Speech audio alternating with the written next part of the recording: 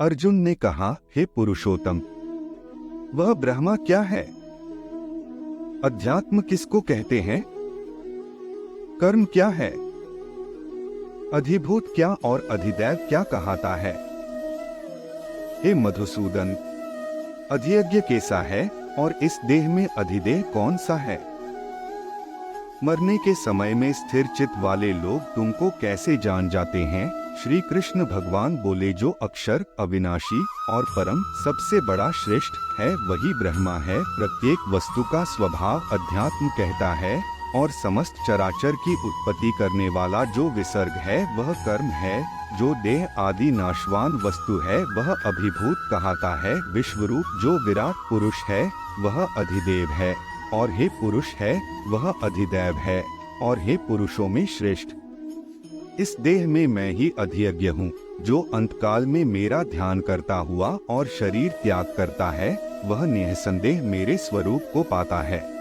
हे कुंती पुत्र, अंत समय मनुष्य जिस वस्तु का स्मरण करता हुआ शरीर त्यक्ता है वह उसी को पाता है। इस कारण सदैव मुझ ही में मन और बुद्धि को लगाकर मेरा ही स्मरण करते हुए संग्राम करो, तुम निःसंदेह मुझको आ मिलेंगे। हे पार्थ, अभ्यास रूप योग से युक्त हो दूसरी और न जाने वाले मन से सदा चिंतन करता हुआ पुरुष परम और दिव्य पुरुष को ही प्राप्त होता है।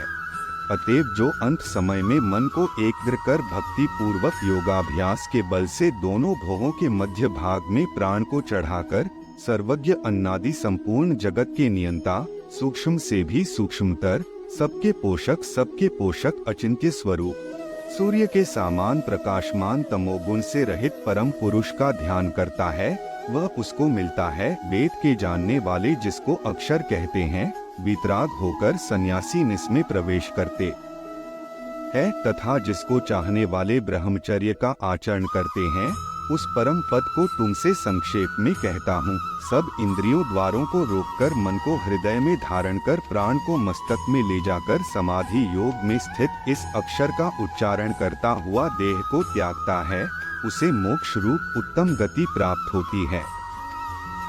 हे पार्थ, जो मुझ ही में मन लगाकर नित्य प्रति मेरा स्मरण करते हैं, उन सदैव स्मरण करने वाले योगी को मैं बहुत सुलभ रीति से प्राप्त होता हूँ। मुझको प्राप्त होने पर परम सिद्धि को प्राप्त करने वाले महात्मागण फिर यह जन्म धारण नहीं करते, जो नाशवान और दुख का घर है।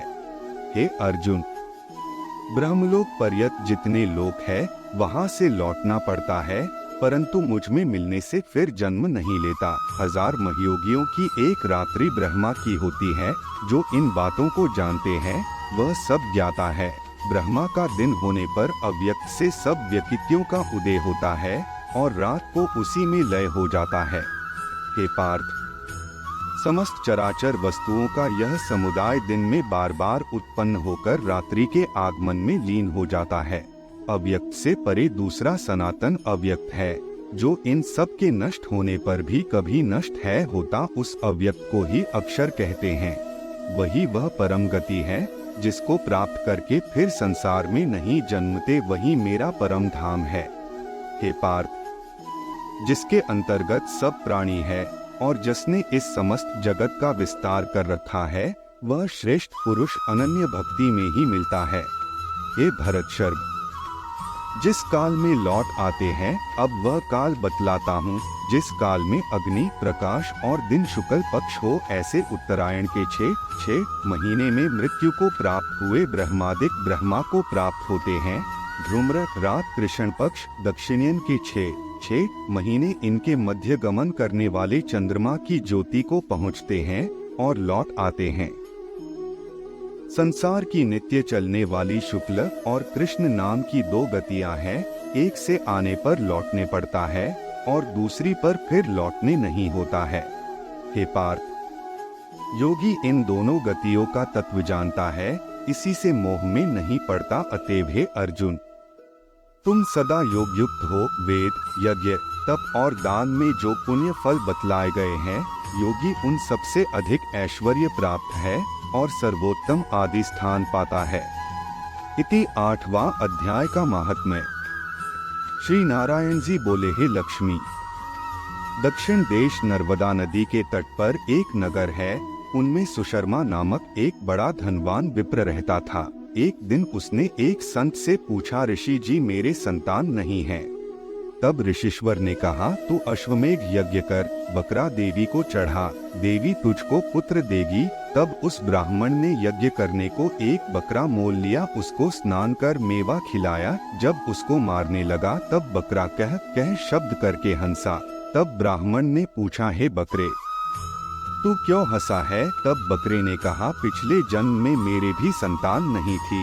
एक ब्राह्मण में मुझे भी अश्वमेघ का यज्ञ करने को कहा थी। सारी नगरी में बकरी का बच्चा दूध चूसता था, उस बच्चे समेत बकरी को मोल ले लिया। जब उसको बकरी के स्तन से छुड़ाकर यज्ञ करने लगा तब बकरी बोली, अरे ब्राह्मण, तू ब्राह्मण नहीं जो मेरे पुत्र को होम में देने लगा है, तू महापापी है। यह कभी सुना है कि पराये पुत्र को मारने से किसी को पुत्र पाया है? तू अपनी संतान के लिए मेरे पुत्र को मारता है, तू निर्दयी है, तेरे पुत्र नहीं होगा। वह बकरी कहती रही, पर मैंने होम कर दिया। बकरी ने श्राप दिया कि तेरा गाला भी इसी तरह कटेगा। इतना कह बकरी तड़फ कर मर गई। कई दिन बीते, मेरा भी काल हुआ। यमदूत मारते मारते धर्मराज के पास ले गए। तब धर्मराज ने कहा, इसको नरक में दे दो, यह बड़ा पापी है। फिर नरक भोग कर बानर की योनि दी। एक बाजीगर ने मोल ले लिया, यह मेरे गले में रज्जू डालकर द्वार द्वार सारा दिन मांगता फिरे, खाने को थोड़ा दिया करे। जब बानर की देह निकली तो कुत्ते की देह मिली। एक दिन मैंने किसी की रोटी चुरा कर खाई, उसने ऐसी लाठी मारी कि पीठ टूट गई।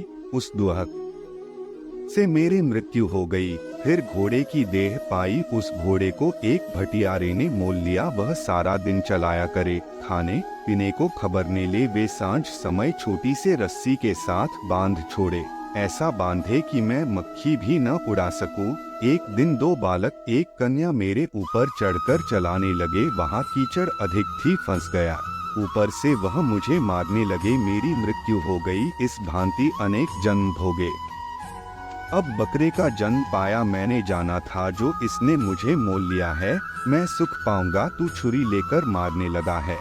तब ब्राह्मण ने कहा, हे बकरे, तुझे भी जान प्यारी है। अब मैं अपने नेत्रों से देखी हुई कहता हूँ तो सुन। कुरुक्षेत्र में चंद्र सुशर्मा राजा स्नान करने आया। उसने ब्राह्मण से पूछा, ग्रहण में कौन सा दान करूं? उसने कहा, राजन, काले पुरुष का दान कर। तब राजा ने काले लोहे का पुरुष बनवाया, नेत्रों को लाल जड़वा सोने के भूषण पहना का तैयार किया। वह पुरुष कह कह कर हंसा। राजा डर गया और कहा कि कोई बड़ा अवगुण है जो लोहे का पुरुष हंसा। तब राजा ने बहुत दान किया, फिर हंसा। ब्राह्मण को कहा, हे ब्राह्मण, तू मुझे लेगा?